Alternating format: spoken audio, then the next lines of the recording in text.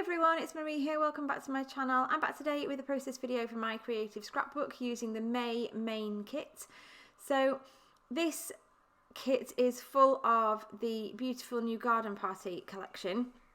It's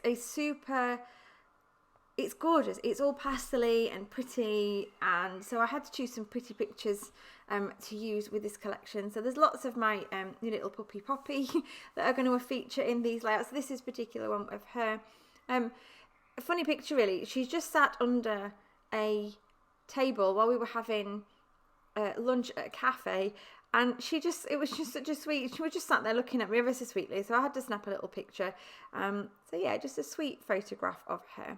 I've decided to use this cut file from Pear Tree Cut Files. This is one of the ones that's available to Scrapbook, my creative scrapbook kit subscribers on their website.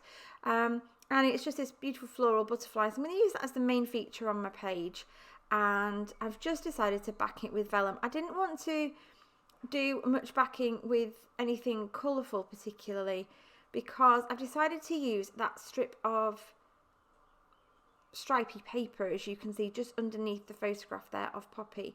I've already used the other parts of that sheet of paper, the greens and the blues, on another layout, so I decided I wanted to use this pinky beigey section for another one, and just really focusing on a couple of colours. So I've gone really sort of pinks and creams on this layout. So that strip's going to go horizontally across the page with the cut files sat sort of at an angle like that, and then just that one photograph in the middle. And now I just get to play around with lots of this lovely ephemera. I've already gone through some of the ephemera and picked out some of the bits that were the right sort of shades of pinks and browns. I mean, they're light browns, but it's that kind of that browny shade. So I've gone through and I've picked out all of those already, and I'm just starting to position all these different bits and pieces onto my layout and try and decide what I'm going to use as my title. It doesn't need a massive title. The cut file sort of is the large feature, like I said, so I don't want a huge title on there as well, but I do want something. And I love those flowers. Now those flowers have been fussy cut from one of the largest 12 by 12 sheets. Some of the flowers on that sheet are a sort of peachy beigey shade, and then other flowers on that sheet are a pinky shade. So as the stripes change colour, so the peaches are at the top and the pinks are near the bottom, I've tried to do my embellishments very tone on tone. So I've left the pinker flowers again at the bottom and then the beigey ones towards the top. And I do then the same with the butterflies. So I really want that sort of gradient of colour to flow right through the page. So I've really tried to stick to keeping those embellishments in the right place, if that makes sense. So just going through now, these stickers here are beautiful. They are clear, but they're not, I want to say they're not clear. I don't know how to explain it. They are clear, but they've got a frosted-y nature to them as well. They're really, really pretty, and they go beautifully on the page. I've just stuck a little butterfly on there. I've already stuck down a couple of the larger flower clusters and a couple of these, I want to call them flourishes, for want of a better word. Now what I'm trying to do right now is match up what's at the bottom with what's at the top. Now I realise on film here you can't quite see, the flowers that I fussy cut from the paper are flat in colour. The ones that are off this sticker sheet that I'm currently using are gilded. They have, you can see it there just in the light at the top, they have a shimmer to them. They have gold extra bits on them that are really sparkly, super pretty.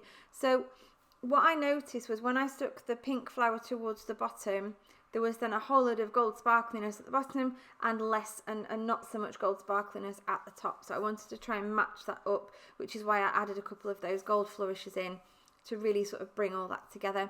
I'm just using a little bit of twine now on the tag that I've stuck behind the photograph of Poppy. I'm now just popping some adhesive foam on the back of there. Sorry, I've gone off frame a little bit there. Just popping a little bit of adhesive foam on the back just to prop it up off the page. And she's going to go just about there in the middle. I'm starting to stick down already because I've started to do these from my layouts, is that I stick as I go now rather than placing everything. I mean, I still do sometimes place everything and then stick it down, but I'm trying to place more things and stick them as I go, because if you then take everything off, you never get it back in the same place. So I'm just trying to, when I'm happy with it, it's being stuck down. So that's what I'm going with at the moment. So that's where that's going. I'm using the sticky tape that I've used on the back of the photograph to stick the butterfly down as well. So that's not necessarily going to be glued down anywhere else. I'm just making sure that it is fastened on. It's just kind of loose. I want a little bit of shadow behind the wings. I don't want them to be stuck down to the page. I'm using adhesive. So in the little syringe there is some glue gel, and it's dimensional, so you can pop a big blob on the back of your embellishments, pop them behind, and then you can sort of move it around, lift it, and have that dimension. So some of your embellishments are popping off the page to give that extra dimension to what you're doing. Loving how this is turning out so far. I love the idea of the title being "Hello, lovely," because she just sat there so lovely under the table, watching us. I probably hopeful she was going to get some of our lunch. We don't tip our dogs, but she was probably hopeful she was going to get some. So just popping some of this gel on the back of all the different things here to stick everything down. You'll notice, or you may not have noticed, on the bits that I use that are the chipboard, from the chipboard sheet, I generally remove the majority of the chipboard from the back. I can get rid of quite a lot of it to thin it down so that I can tuck things in a little bit more easily. That's just personal preference. They are adhesive as they arrive, but I just prefer to remove the backing, make them thinner, and then put some dimension behind them myself. So just popping a little bit on the back of that camera. Makes it easier to tuck underneath the photograph. Adding in some extra little butterflies. The butterflies that you can see me sticking on, some of them are stickers. The ones you can see there on my table have all been fussy cut from one of the 12 by 12 sheets that comes with the rainbow of butterflies on it, and I fussy cut them all, and you will see that the butterflies do actually appear on all of my layouts from this month's kit from my creative scrapbook. It just needed to happen. They're pretty, they've gone on everything. I love a butterfly. So just having a look now to see if there's any other little bits and pieces that I want to stick on. A couple of little more leafy things from these stickers. They're so pretty, these stickers. And deciding whether I'm going to stick any more little hearts on, some little tiny ones. Trying to decide where to put them. This is my favourite part. Just this last little bit of fiddling where you put your last little details on. Tucking in those last few bits and pieces. Pretty happy with how that's looking. Such a soft and pretty colour scheme as well. Going to do a little bit of ruffling up of my edges around on the torn paper. Should have probably done this first, but forgot. Now I've decided to go on to do that. Never mind. We can always just lift up those wings and do it anyway. Just deciding now if there's anything else I'm going to add on.